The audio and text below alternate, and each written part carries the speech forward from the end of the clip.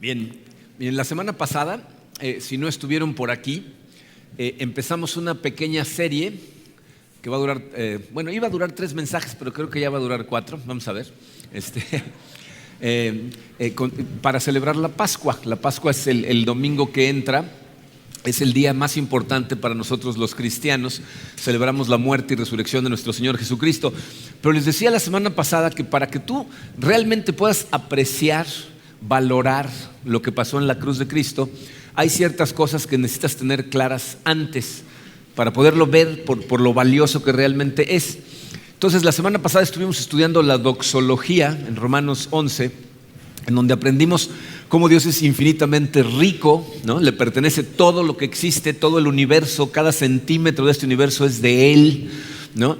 Vimos cómo es infinitamente sabio, ¿no? Sabe todo lo que está pasando en todos los confines del universo, en todo momento, desde el principio de la historia hasta el final, todo lo conoce, pero no nada más físicamente. Sabe también cada evento que ha sucedido o que va a suceder y qué ramificaciones van a traer esos eventos, que van a causar qué ramificaciones, que van a causar qué ramificaciones a todos los niveles en la historia del universo. Todo lo conoce Dios. Entonces llegamos a la conclusión de que Dios es tan sabio que nosotros, con nuestro diminuto y limitado tiempo que pasamos en este planeta, pues no podemos ni entenderlo, ¿verdad? No podemos comprender por qué actúa como actúa, por qué dice lo que dice, por qué nos pide que hagamos lo que nos pide que hagamos, pero tampoco lo podríamos cuestionar, porque no tenemos la capacidad de comprensión de todo lo que Él sabe. Entonces no deberíamos de cuestionar jamás a Dios. Y terminamos viendo cómo todas las cosas provienen de Él y existen por Él y para Él, y Pablo dice: a Él sea la gloria por siempre. Todas las cosas que existen en el universo existen para gloria de Dios, pero nosotros, los seres humanos, tenemos la tendencia a tratar de robarnos esa gloria. Queremos esa gloria para nosotros, glorificamos a su creación en lugar de al Creador. Entonces terminamos la semana pasada con una pregunta que nos quedamos en suspenso, ¿se acuerdan? ¿Cómo responde Dios ante los hombres, ¿verdad?, que lo menosprecian, que hacen menos su nombre y que le roban la gloria? Les dije que las respuestas de Dios eran 2 y las 2 eran extremadamente severas. El día de hoy vamos a estudiar principalmente la primera, aunque le vamos a dar una pincelada a la segunda. La segunda la vamos a ver a profundidad la semana que entra, pero hoy vamos a analizar la primera respuesta, que como pueden ver en su programa, es una respuesta insuficiente. Vamos a ver por qué es eso. Pero primero vamos a darle gracias a Dios, vamos a ponernos en sus manos. Padre, te damos gracias, Señor, por tu amor. Te damos gracias como lo hacemos siempre, Señor. Es realmente incomprensible para mí el sacrificio, el intercambio que hiciste en la cruz por cada uno de nosotros, y te damos gracias, Padre. Yo sé, Señor, que para nosotros no es posible comprender la maravilla, la gracia, la increíble misericordia que tuviste con nosotros sin entender las cosas que vamos a estudiar el día de hoy. Sé, Señor, que es un tema bastante espeso, muy difícil de digerir, y por eso necesitamos de ti, Señor. Necesitamos de tu Santo Espíritu para que tú le des luz a las Escrituras que vamos a estudiar, que le des luz a este conocimiento en nuestro corazón, y que ese conocimiento, Señor, verdaderamente tenga un impacto transformador en nuestras vidas, que te veamos de una manera diferente y veamos a la gente a nuestro alrededor de forma diferente, y nuestra vida misma, Padre, que podamos ver a través de la lente de tus ojos. Nos ponemos totalmente en tus manos, Padre, en el poderoso nombre de tu Hijo Jesucristo. Amén. Muy bien, entonces dice su programa número 1, Romano, la primera respuesta. Miren, antes de entrar en materia de la primera respuesta, hay algo que necesitamos tener muy clarito para que esta primera respuesta tenga contexto en el carácter de Dios. Fíjense, Romanos 11:22 dice: por tanto, considera la bondad y la severidad de Dios. Si se dan cuenta, ahí hay 2 características que Pablo dice que tenemos que considerar en todo momento. El primero, no tenemos ningún problema, porque a todo el mundo nos encanta la bondad de Dios. Nos encanta que Dios es amor, que Dios es gracia, que su misericordia se renueva todos los días. Eso nos encanta, ¿okay? Se predica en todos lados, y la iglesia moderna se enfoca específicamente en la bondad de Dios. Pero ahí no termina el texto. Dice: considera también la severidad de Dios. Y ahí es en donde las cosas se ponen medio raras, porque a la gente no le gusta hablar de la severidad de Dios. ¿Okay? De hecho, muchas veces la gente se salta estas cosas. Hay lugares en donde jamás se predica la severidad de Dios, nada más se habla del amor de Dios, pero eso es un problema. Cualquier persona que predique la palabra de Dios y no te hable de la severidad de Dios, te está traicionando. Le interesa más su ego, que vayas y lo apapaches y le digas, ay, qué buen mensaje, qué bonito, en lugar de tu vida y tu salvación. Es una trampa, ¿ok? Porque no hablar de la severidad de Dios no es amor hacia la gente. Igual que no es amor no hablarle a tus hijos de los peligros de la calle, de los peligros de la alberca, de los peligros de la sociedad en la que vivimos. O sea, si tú mantienes a uno de tus hijos sin saber ninguno de esos riesgos, el día que salen los atropella un camión, porque no entienden los riesgos de lo que hay allá afuera. De la misma manera, no hablar de la severidad de Dios es una falta de amor hacia ti. ¿Por qué te menciono estas cosas? Porque la primera respuesta tiene todo que ver con la severidad de Dios. Y la vamos a analizar en detalle. Fíjense, la primera persona que nos abre los ojos a esta primera respuesta de Dios en el Nuevo Testamento fue Juan el Bautista. En Mateo 3, 11 y 12, Juan está hablando antes de que Jesucristo empiece su ministerio. ¿Verdad? Jesucristo va a empezar su ministerio después de que Juan lo bautiza. ¿Okay? Fíjense cómo nos dice Juan. Dice: yo los bautizo a ustedes con agua para que se arrepientan, pero el que viene después de mí es más poderoso que yo y ni siquiera merezco llevarle las sandalias. Él los bautizará con el Espíritu Santo y con fuego. Esta es la frase que quiero que nos concentremos en ella. Dice: tiene el rastrillo en la mano y limpiará su era, recogiendo el trigo en su granero, la paja en cambio la quemará con fuego que nunca se apagará. Miren, estas palabras de Juan otra vez es un lenguaje que la gente del primer siglo entendería muy claramente, porque era una sociedad, como dijimos la semana pasada, basada en agricultura, basada en ganadería. Entonces les está hablando de cosas que ellos conocen muy bien. Les está diciendo que viene con el rastrillo en la mano y va a limpiar su era. Fíjense, en esa época cuando sembraban trigo, entre el trigo crecía paja. Pero era muy difícil andar por todo el campo cortando nada más la paja para dejar nada más el trigo. Entonces lo que hacían era cosechaban todo junto y luego lo llevaban a la era, que era un piso en el que de alguna manera caía el trigo y se quedaba arriba la paja. Estaban separando la paja del trigo. Entonces dice el versículo: va a meter al trigo en su granero. El granero representa el lugar de seguridad, ¿no? En esa época en el granero guardaban el grano, guardaban sus herramientas, guardaban sus cosas valiosas en el granero. Entonces dice, él va a guardar en el granero el trigo. El trigo representa a sus hijos, a la gente que va a ir a la vida eterna. Dice, pero la paja, dice, la paja representa a la gente que menosprecia a Dios, la gente que rechaza a Dios, la gente que le roba la gloria a Dios, la gente que no quiere tener nada que ver con Dios. Esa es la paja. ¿Y se fijaron qué dice que le pasa a la paja? Dice, la quemará con fuego que nunca se apagará. ¿De qué está hablando? La primera respuesta, dice su programa, es el infierno. Ya sé que es el sermón que han estado esperando todo el año. ¿Cuándo va a hablar del infierno? Por fin se les hizo. ¿Ok? Este es un concepto que necesitamos estudiar. ¿Ok?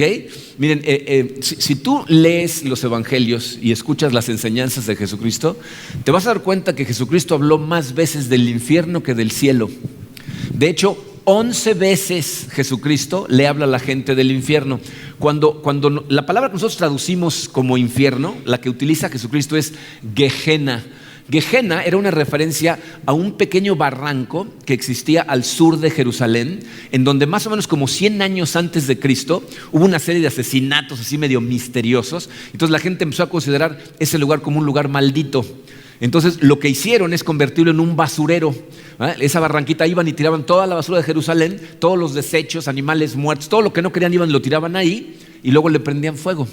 Entonces siempre estaba encendido, siempre estaba o en llamas o por lo menos ese fuego latente. ¿Han visto cómo se quema la basura? Que no hay llamas pero se está quemando. Entonces todo el tiempo echaban basura, prendían fuego, echaban basura, prendían fuego. Entonces Jesucristo les está mandando una imagen muy clarita de que es un lugar de desechos, un lugar maldito en donde siempre hay fuego, el infierno.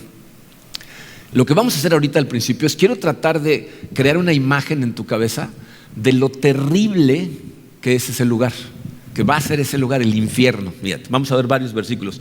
En Mateo 18, versículos 8 y 9, Jesucristo le está enseñando a la gente, les dice: si tu mano o tu pie te hace pecar, córtatelo y arrójalo. Más te vale entrar en la vida manco o cojo que ser arrojado al fuego eterno con tus 2 manos y tus 2 pies. Y si tu ojo te hace pecar, sácatelo y arrójalo. Más te vale entrar tuerto en la vida que con 2 ojos ser arrojado al fuego del infierno. O sea, aquí Jesucristo nos está diciendo, el infierno es un lugar tan terrible que si parte de tu cuerpo te hace pecar, mejor arráncatela. No es algo literal. Si estás pecando, no te arranques el ojo. Recomiendo consejería primero, ¿ok? Pero el mensaje de Jesucristo es, fíjate, el infierno es un lugar tan terrible que, fíjate, sería mejor para ti no hacer nada que puedes hacer con tus manos, nunca en tu vida. O sea, que nunca pudieras acariciar a una persona a la que amas, que nunca pudieras tocar un instrumento, que nunca pudieras sentir la arena del mar o el agua, ¿no? Que nunca pudieras hacer nada de lo que haces con tus manos. Sería mejor eso a hacerlo, pero terminar en el infierno. Que nunca pudieras hacer algo que puedes hacer con los ojos, o sea, que nunca vieras la sonrisa de la gente a la que amas, o un atardecer, ¿no? O un bebé recién nacido. O sea, las cosas que más te gusta ver, dice, sería mejor que nunca vieras nada de eso, pero entras a la vida eterna, que verlo y perderte. Entonces ya nos empieza a mandar una imagen de que este debe ser un lugar tan terrible que habría cosas que valdría la pena sacrificar con tal de no estar ahí. ¿Okay? Que sigue, fíjense, el pasaje que sigue, nos empieza a atar un poquito cosas que vimos la semana pasada con lo que nos va a decir en este pasaje. Si tu Biblia tiene títulos arriba de ciertos pasajes, a este pasaje se le conoce como el día del juicio final, en donde dice que Jesucristo va a llegar con sus ángeles y va a empezar a separar a sus hijos de la gente que rechazó su nombre. Y entonces les dice a los que separa mal, les dice, ustedes, ¿verdad?, no van a entrar porque me vieron con hambre y no me dieron de comer, me vieron con sed y no me dieron de beber, me vieron con frío y no me taparon, ¿verdad?, me vieron forastero y no me invitaron a su casa, me vieron en la cárcel y no me fueron a visitar, ¿no? Y entonces esa gente le va a decir, ¿cuándo te vimos haciendo esas cosas y no te pelamos? Y esta es su respuesta, Mateo 25, 45, 46. Él les responderá, les aseguro que todo lo que no hicieron por el más pequeño de mis hermanos, tampoco lo hicieron por mí. Aquellos irán al castigo eterno y los justos a la vida eterna. Fíjate, aquí vemos la importancia de cosas que analizamos la semana pasada. La semana pasada, fíjense, estudiamos que absolutamente todo lo que tienes viene de Dios. Todas las cosas que tienes, todo lo que tú eres, ¿verdad?, todos tus recursos, tu casa, tu coche, todo lo que tienes viene de Dios. Y yo sé que hay gente que dice, no es cierto, yo trabajo muy duro, me gano el dinero y con eso lo compro. Bueno, tu capacidad de trabajar te la dio Dios. La mente con la que piensas para trabajar te la dio Dios. El cuerpo que utilizas para trabajar es un regalo de Dios. Todo lo que tienes viene de Dios, pero no te lo dio para que te lo gastaras en ti. Te lo dio para que reflejaras su gloria con todo lo que te da. Cuando la gente únicamente utiliza las cosas pensando que son suyas en las cosas que ellos quieren para ellos mismos, le están robando la gloria a Dios. Se están quedando con la gloria de Dios. Ahora, escúchame bien porque no quiero confusiones. El enfoque principal de ese pasaje no es tienes que salir corriendo a darle de comer a los pobres. Es vive tu vida para gloria de Dios. Todo en tu vida debería de glorificar a Dios. Porque la respuesta de Dios para la gente que menosprecia su nombre, lo dice ahí muy clarito, es el castigo eterno. ¿Ok? Vamos a ver uno más. Lucas 12 está enseñando Jesucristo y les dice, a ustedes, mis amigos, les digo que no teman a los que matan el cuerpo, pero después no pueden hacer más. Les voy a enseñar más bien a quién deben temer. Teman al que después de dar muerte tiene poder para echarlos al infierno. Sí, les aseguro que a Él deben temerle. Miren, este pasaje es un pasaje que nos cachetea particularmente a nosotros que vivimos en la sociedad en la que vivimos. Les voy a decir por qué. Jesucristo le está hablando aquí a gente del primer siglo. Después de que Jesucristo muere, resucita, se regresa al cielo y empieza la iglesia, ¿verdad?, la gente que estaba dispuesta a reconocer que eran cristianos se la estaban jugando. ¿Ok? Ahí, fíjense, el Imperio Romano, para ellos, tú decías que eras cristiano y ellos te confiscaban todos tus bienes y te metían a la cárcel. Para los judíos, matarte a pedradas por reconocer que Jesús era el Mesías era un servicio a Dios según ellos. Entonces, cuando una persona se decía yo soy cristiano, se la estaba jugando. Y Jesucristo les está diciendo, ¿y te da miedo eso? O sea, ¿te da miedo la gente que lo peor que te puede hacer es matarte? Yo voy a matar a todos al final, pero aparte te puedo mandar a un lugar terrible. Entonces, que no te dé miedo que te le estás jugando la vida. Pero ahora piensa en dónde estamos tú y yo. Ninguno de los que estamos aquí en este momento nos la estamos jugando. O sea, si tú dices yo soy cristiano, ¿qué es lo peor que puede pasar? Que te ridiculice tu vecino, ¿no? Que en la oficina te tachen del raro, ¿no? Que no te inviten a las fiestas, que ciertas personas te dejen de hablar, ¿no? En otras palabras, te preocupa lo que otras personas piensan de ti.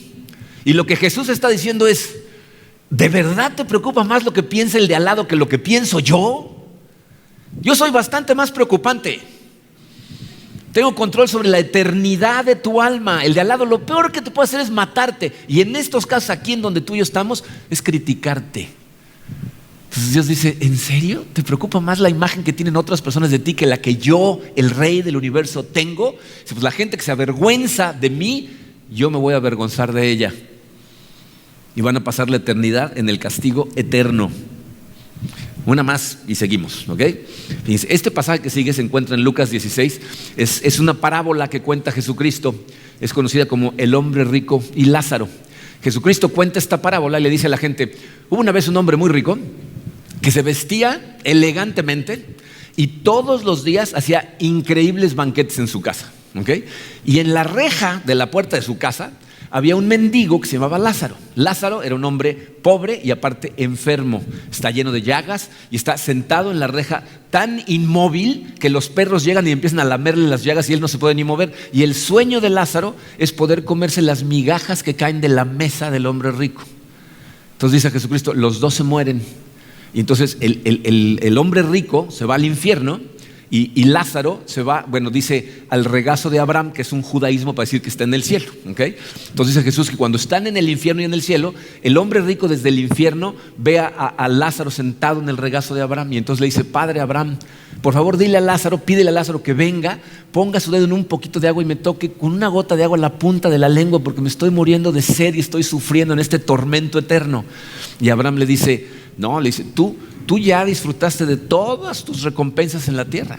O sea, tú creíste que todo era para ti y ya te lo gastaste en ti. Dice, ahora Lázaro está disfrutando aquí de su recompensa en el cielo. Pero aparte, y esta es la parte que es de verdad escalofriante, le dice estas palabras en el versículo 26. Además de eso, hay un gran abismo entre nosotros y ustedes, de modo que los que quieren pasar de aquí para allá no pueden, ni tampoco pueden los de allá para acá. Fíjate lo que le está diciendo. Le está diciendo, entre el cielo y el infierno hay una separación total. Está totalmente dividido y los que están en un lado no pueden tener contacto con el otro.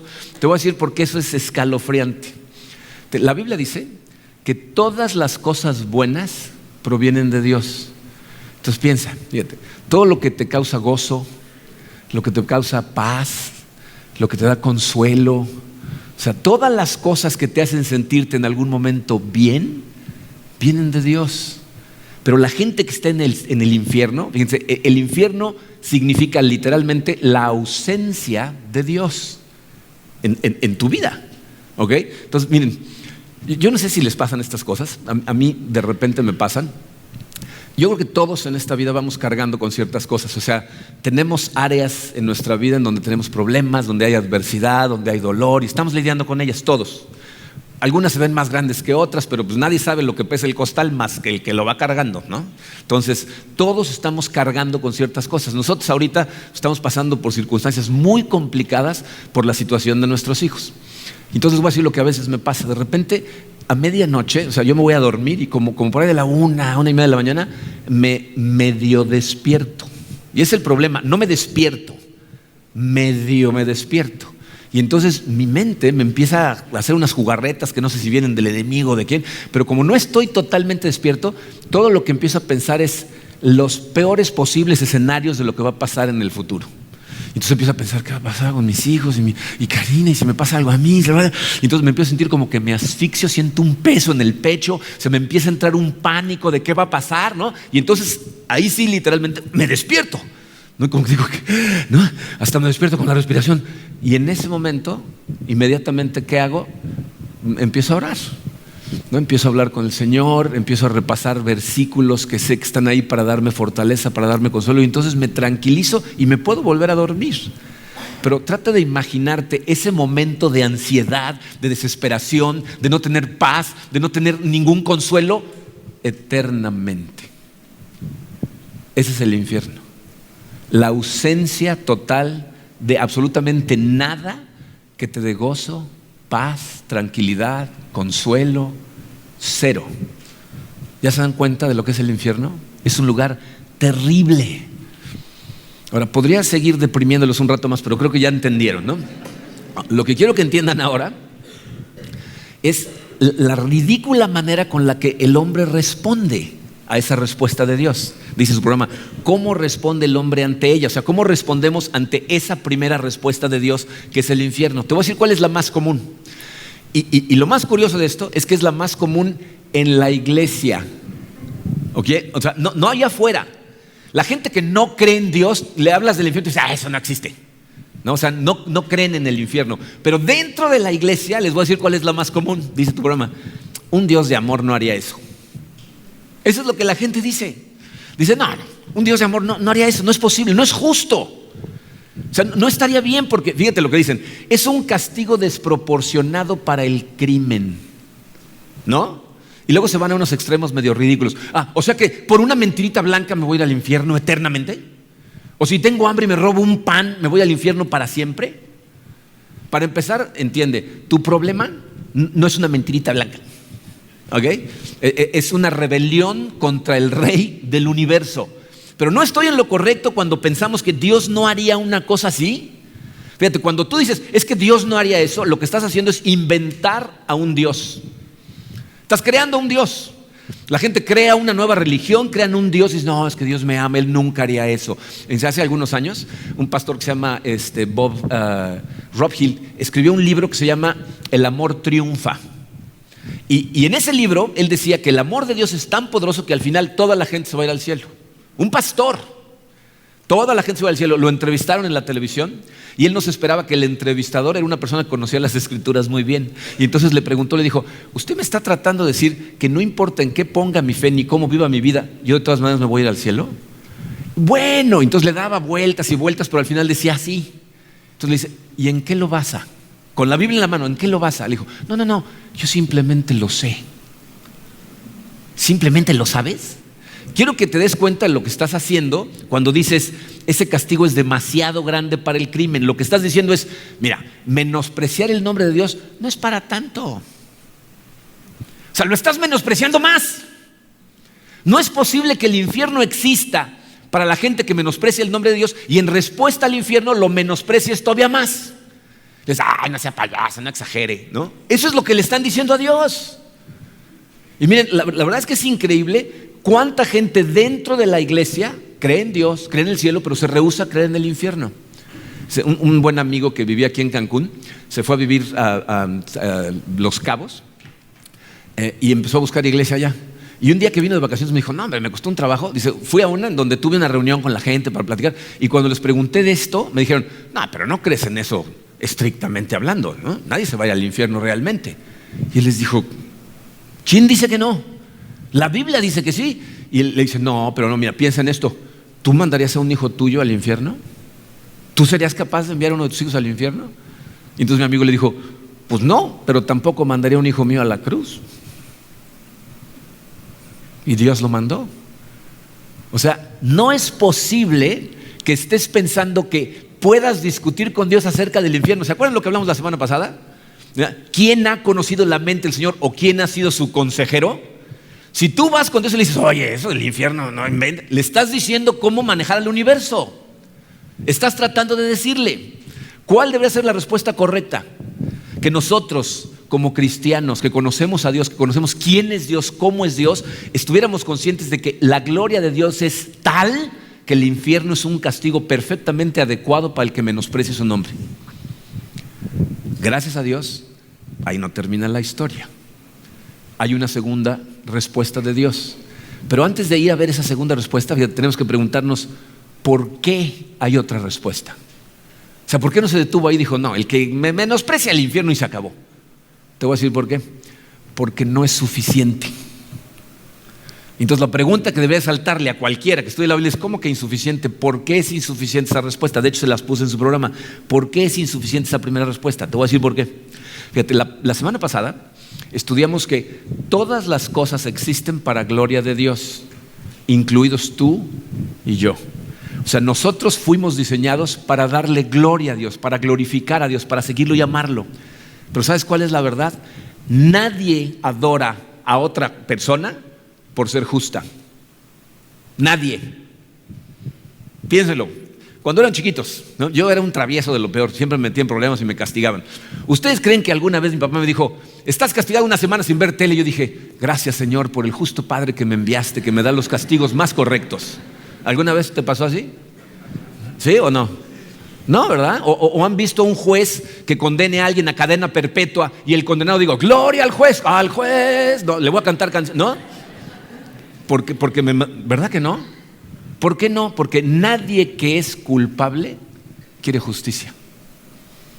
Queremos misericordia, no justicia. Entonces, fíjate, el infierno es una respuesta insuficiente porque no produce adoradores de Dios. En otras palabras, fíjate, tú no puedes espantar a la gente para que se vaya al cielo.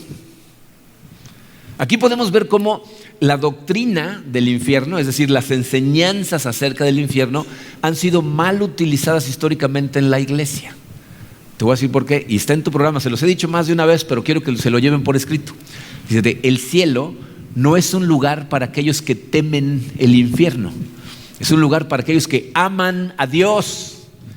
O sea, el infierno no fue creado para que, si te da demasiado miedo, entonces me voy al cielo, ¿no? O sea, si te dan la opción, te dicen: ¿qué prefieres? ¿El cielo o el infierno? ¿Qué prefieres? Sin dudarlo, ¿no? Pero no porque te dé miedo el infierno. De la única manera en que tú vas a glorificar a Dios es si amas a Dios, si estás consciente de lo maravilloso que es Dios. Fíjate, por miedo, tú puedes convencer a la gente de que venga a la iglesia, ¿no? Le puedes decir a tus hijos en la mañana: ¿quieres ir a la iglesia o prefieres irte al infierno? Vamos para, ¿no? O sea, puedes convencerlos de que vengan a la iglesia, puedes convencerlos de que se porten bien, puedes convencerlos de que diezmen, pero no puedes hacer que amen a Dios por miedo. O sea, eso simplemente no es posible, y por eso les digo que ha sido mal utilizado la enseñanza del infierno en la iglesia, porque espantar a la gente para que se porte bien no significa su salvación. De hecho, significa lo opuesto, porque la Biblia nos enseña que no es por obras. Entonces, si yo te digo: pórtate bien o te vas a ir al infierno, tú vas a pensar que te tienes que portar bien para entrar al cielo, pero no es por obras. No es por obras. Entonces, gracias a Dios, tenemos una segunda respuesta que, se los digo, está en su programa, número 2, dice la segunda respuesta de Dios. No tenemos tiempo para verla el día de hoy, la vamos a analizar con mucha calma la semana que entra, pero hay cosas que sí quiero platicar con ustedes que necesitamos tener muy claras para entender la cruz, ¿ok? Fíjense, en Romanos 11:32, Pablo dice: en fin, Dios ha sujetado a todos a la desobediencia con el fin de tener misericordia de todos. Aquí ya, fíjense, nos encontramos con lo que parece una incongruencia. ¿Cómo es posible que Dios sea misericordioso y justo al mismo tiempo? O sea, ¿cómo puede Dios no cumplir lo que dijo que iba a hacer para la gente que menospreciara su nombre? Como cualquier juez. O sea, tú imagínate cualquier juez, imagínate que le llevan al juez a una persona y le dicen: atrapamos a este individuo en el acto mismo de asesinar a otra persona. Y que el juez le preguntara: ¿cómo se siente al respecto? Pues la verdad estoy muy arrepentido. Bueno, entonces déjenlo ir. ¿Se hizo justicia? ¿Hubo misericordia? Sí, pero justicia no. Imagínense la familia del muerto. No, se levantan en armas. ¿Por qué? Porque no hubo justicia. Entonces, ¿cómo puede Dios no cumplir la sentencia y ser misericordioso al mismo tiempo? Miren, lo que sucede es que vamos a ver que hay dos grupos de personas. Aunque Dios le da misericordia a todos, no todos la aprovechan. Dice Pablo en Romanos 9, si algún día quieren leer el capítulo más difícil de asimilar en la Biblia, lean Romanos 9. En Romanos 9, versículos 22 y 23, dice Pablo: ¿y qué si Dios, queriendo mostrar su ira y dar a conocer su poder, soportó con mucha paciencia a los que eran objeto de su castigo y estaban destinados a la destrucción? que si lo hizo para dar a conocer sus gloriosas riquezas a los que eran objeto de su misericordia y a quienes de antemano preparó para esa gloria. ¿Se fijaron que hay dos grupos?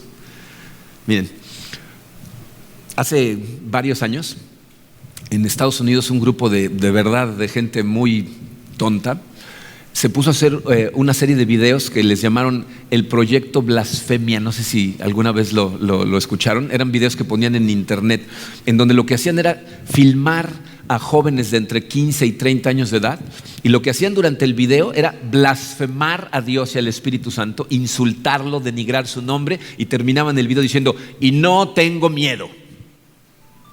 Yo te puedo asegurar que esas personas, ¿verdad?, que grabaron esos videos, desde entonces para acá han comido algunas comidas deliciosas. Algunos de ellos seguramente se enamoraron, se casaron, algunos de ellos tuvieron relaciones sexuales, tuvieron hijos, son amados por gente, disfrutan de cierta prosperidad.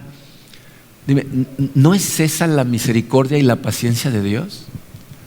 De un Dios que no le debe nada a nadie, y sin embargo gente que va y públicamente lo insulta, y Dios se les queda viendo y dice: no te voy a destruir todavía, te voy a dar chance, voy a tenerte paciencia, ¿no? Y fíjense, ¿no es la misericordia de Dios maravillosa que para la gente que reconsidera, que Dios toca su corazón y entonces se dan cuenta de lo que han venido haciendo, se arrepienten, se ponen en sus manos, y entonces esto se convierte en un perdón total? ¿No es esa la misericordia de Dios? Y miren, vamos a hablar de eso a detalle la semana que entra, pero miren, quería que les quedara muy clarito por qué estamos hablando de esto. O sea, ¿qué estoy tratando de lograr al hablar de un tema que es verdaderamente tan difícil de asimilar? Dos cosas. Tú no vas a poder adorar a Dios y comprender lo glorioso de lo que pasó en la cruz si no conoces primero quién es Dios, cómo le has estado robando la gloria y cuál debería ser el castigo justo por robar esa gloria. Si no entiendes esas tres cosas, la cruz te va a ser indiferente. Vas a oír de la cruz y vas a decir: ay, sí, qué padre. O sea, cuando seas consciente de que lo que merecemos tú y yo es irnos al infierno literalmente, entonces vas a ver la cruz y vas a decir: gloria a Dios. Necesitas entenderlo.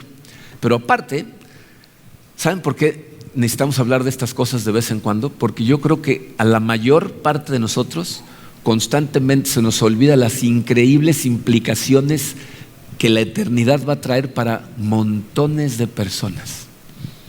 No tenemos un peso en el corazón cuando vemos a la cantidad de gente que va caminando hacia ese tormento eterno y que no lo ven. Estaba en comunicación con una persona que me manda preguntas por un medio de comunicación, y me decía: vi una persona que publicó esto, ¿cómo le callo la boca? Le digo: no se trata de callar bocas, se trata de abrir ojos. No se trata de ganar discusiones, sino que la gente entienda lo que está haciendo al menospreciar el nombre de Dios. Pero tenemos ese peso en el corazón. Dice, tenemos la pasión por perseguirlo, incluso nosotros como cristianos, con la desesperación que lo deberíamos de perseguir todo el tiempo, de estar tratando de ver su rostro, de acordarnos que todo en este mundo debería de ser acerca de la gloria de Dios. ¿Lo hacemos? Dice, David escribió este salmo, el Salmo 42, versículos 1 y 2, dice: cual siervo jadeante en busca de agua, así te busca, oh Dios, todo mi ser. Tengo sed de Dios, del Dios de la vida. ¿Cuándo podré presentarme ante Dios? O sea, esas son las palabras de una persona que desesperadamente correteaba a Dios. ¿Tenemos esa pasión? ¿Lo perseguimos con esas ganas? O sea, ¿nos deshacemos por estar en su presencia? Fíjense cómo la realidad de nuestras vidas es que hemos hecho esto acerca de nosotros. La Biblia es acerca de nosotros, nuestra vida es acerca de nosotros. Dios nos cableó a todos para adorar, para estar de rodillas adorando en todo momento. Pero fíjense en las cosas que lo ponemos, ¿no? En deportes, en cantantes. ¿Saben cuál fue una plática que tuvimos esta semana con el staff? Nos dijo Emilio: el domingo tal de junio, ¿verdad?, hay un juego del Mundial México contra Alemania a la hora de la iglesia. ¿Irán a venir? Porque la gente tiene esa disyuntiva. ¿Cómo México? No, viene el juego y no duermen y se les va el apetito y gana México y pierde México y no duermen 3 días. O sea, ¿se fijan en lo que le ponemos la pasión? que sea una preocupación eso. Todos los que estamos aquí somos ladrones de gloria, todos. Gracias a Dios hay una segunda respuesta, porque si no fuera por esa segunda respuesta, ese final lo íbamos a experimentar todos. La segunda respuesta de Dios no es el cielo, porque la gente dice, uno es el infierno, el otro no. La segunda respuesta de Dios, es su programa, la cruz de Cristo que absorbe toda la ira de Dios. Esa fue su segunda respuesta, que fue increíblemente severa, pero por amor no la vas a experimentar tú. Y de eso es de lo que vamos a hablar la semana que entra. Vamos a orar. Padre, te damos gracias, Señor, por cosas que yo creo que la mayor parte de nosotros ni siquiera tenemos en primer lugar en nuestra mente, pues casi nunca. Te damos gracias, Padre, porque por haber enviado a tu Hijo Jesucristo, nosotros tenemos asegurada una vida eterna en tu presencia.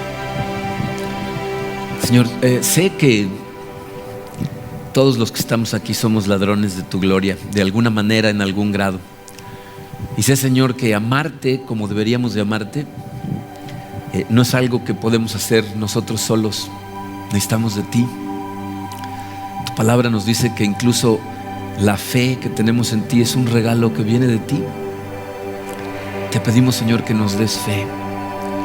Te pedimos que la incrementes, que nos perdones por la cantidad de tiempo que pasamos sin siquiera dedicarte un segundo. Ayúdanos a poner nuestra mente en ti, Señor. Ayúdanos a recordar lo hermoso y maravilloso que eres, lo inmenso de tu misericordia, pero lo agradecidos que deberíamos de vivir contigo, tratando de reflejar tu gloria en todo lo que hacemos, Padre. Ayúdanos, Señor, a arrepentirnos por la indiferencia que sentimos ante la cantidad de gente que está destinada a la destrucción. Ayúdanos a sembrar semillas en el corazón de los más posibles y a dejarte a ti, Señor, el trabajo de llevarlos a ti o dejarlos que se pierdan. Pero no nos dejes a nosotros sentarnos. Ayúdanos a ser actores, Padre, a tomar acción y a predicar tu palabra donde quiera que vayamos, sin miedo, a no tener vergüenza de lo que piense la gente de nosotros, sino hacer tu trabajo, Padre. Te damos gracias, Señor, por el privilegio que significa que nos hayas llamado a ser parte de tu familia. Nos ponemos totalmente en tus manos, Señor, para que tú nos guíes. En el poderoso nombre de tu Hijo Jesucristo.